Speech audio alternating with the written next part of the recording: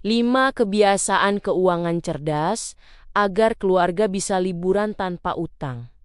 Sebelumnya, pastikan klik tombol subscribe, share, dan like dulu ya, supaya channel ini bisa lebih berkembang, bermanfaat buat lebih banyak teman-teman yang lain. Terima kasih.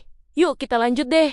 Apa kabar ibu semua? Moga sehat-sehat terus ya. Ada momen yang cuma bisa dipahami orang dewasa, terutama para ibu. Anak bilang ingin liburan, kita jawab sambil senyum, tapi isi kepala langsung hitung cepat versi darurat. Dompet dipegang, napas ditarik, lalu muncul kalimat sakti nanti ya. Di luar kelihatan tenang, di dalam rasanya rapat keuangan darurat tanpa notolen. Setiap buka media sosial, rasanya semua keluarga sedang liburan, kecuali kita, timeline penuh pantai, pegunungan, dan caption penuh syukur. Sementara kita lagi mikir, kenapa uang bulanan rasanya numpang lewat? Bukan karena kita boros besar-besaran, tapi karena kebocoran kecil yang kita anggap sepele. Jajan dikit, beli ini dikit, diskon katanya sayang dilewatkan, tahu-tahu tabungan cuma tinggal wacana. Disinilah pentingnya kebiasaan keuangan yang benar. Bukan nunggu kaya dulu baru liburan,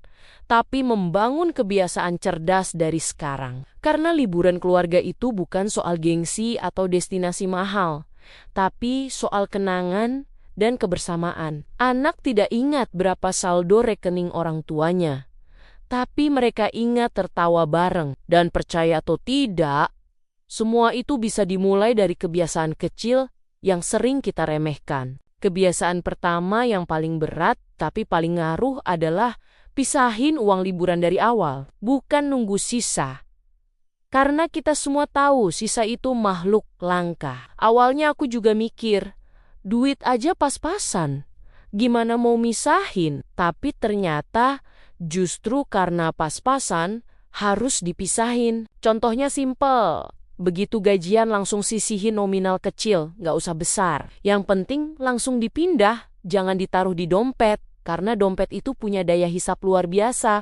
Uang masuk pagi, sore tinggal struknya saja. Waktu pertama kali nyoba, rasanya kayak sok-sokan nabung liburan.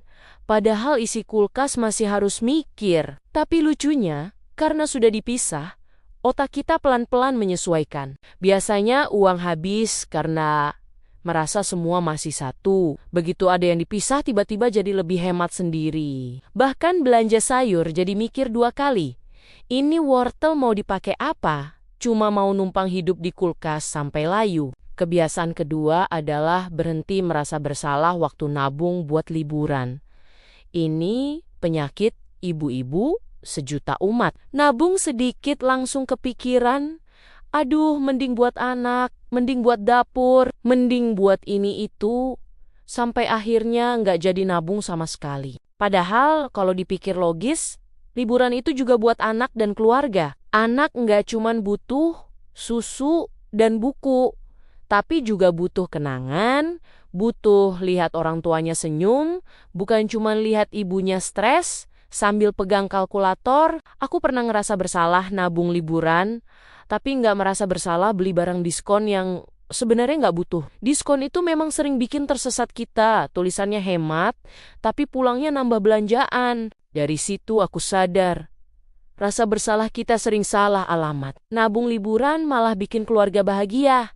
Sementara belanja impulsif cuma bikin lemari penuh dan dompet kosong. Kebiasaan ketiga adalah ngobrol terbuka sama pasangan soal uang dan mimpi keluarga. Bukan cuma laporan bulanan ala bendahara, tapi ngobrol dari hati ke hati. Banyak keluarga ribut bukan karena uangnya kurang, tapi karena tujuannya enggak sama. Satu mikir nabung, satu mikir hidup dinikmati sekarang. Begitu duduk bareng dan sepakat kita mau liburan bareng keluarga, semuanya jadi lebih jelas arahnya. Contoh nyatanya, waktu suami tahu aku nabung buat liburan, dia jadi ikut jaga pengeluaran. Biasanya jajan kopi tiap hari, pelan-pelan dikurangin. Bukan karena disuruh, tapi karena dia tahu tujuannya. Nabung itu jadi kerja tim, bukan beban satu pihak. Dan rasanya lebih ringan, walaupun nominalnya sama saja. Kebiasaan keempat adalah jujur sama diri sendiri soal pengeluaran kecil yang katanya cuma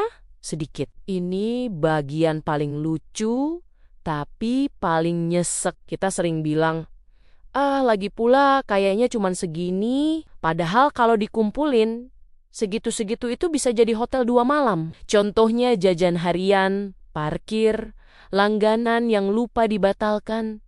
Semua kecil tapi rame kalau kumpul. Aku pernah nyoba hitung pengeluaran kecil sebulan dan kaget sendiri. Ternyata uang yang katanya cuma receh itu cukup buat satu keluarga jalan-jalan sederhana. Sejak itu aku nggak berhenti jajan, tapi lebih sadar. Pilih mana yang benar-benar bikin bahagia, mana yang cuma pelarian capek. Karena capek itu butuh istirahat, bukan belanja terus. Kebiasaan kelima adalah ubah mindset dari nunggu kaya.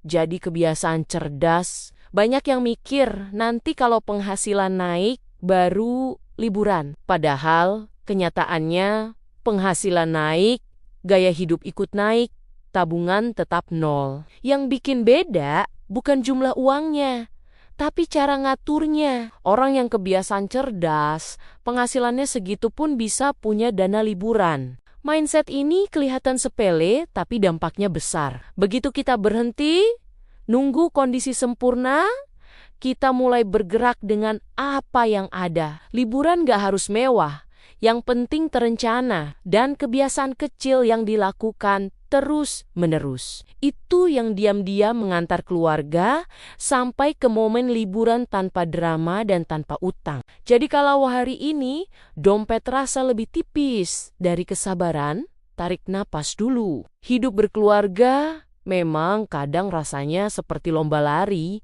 tapi yang lain sudah sampai pantai, sementara kita masih cari sandal. Bukan karena kita gagal, tapi karena kita sedang belajar rutenya. Dan tenang, liburan keluarga itu bukan cuma milik mereka yang saldonya tebal, tapi juga milik kita yang sabar dan konsisten. Pelan-pelan saja, karena keuangan keluarga itu bukan soal pamer hasil, tapi soal bertahan bareng. Uang mungkin datang dan pergi tanpa pamit, tapi kebiasaan baik akan selalu tinggal. Sedikit demi sedikit, receh demi receh, yang katanya nggak kerasa itu ternyata bisa berubah jadi cerita bahagia. Kadang kita ketawa sendiri, kok dulu uang jajan bisa berubah jadi tiket jalan-jalan. Padahal rasanya cuma berhenti beli kopi yang fotonya lebih cantik dari rasanya. Dan suatu hari nanti, saat anak-anak tertawa di perjalanan, kita akan sadar, semua usaha kecil itu ada gunanya. Semua pengorbanan kecil itu nggak sia-sia. Kita mungkin bukan keluarga paling mewah,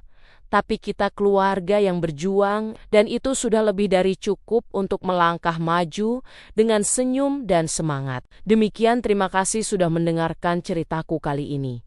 Sampai ketemu lagi di cerita-cerita berikutnya. Tetap semangat ya, ibu-ibu semua.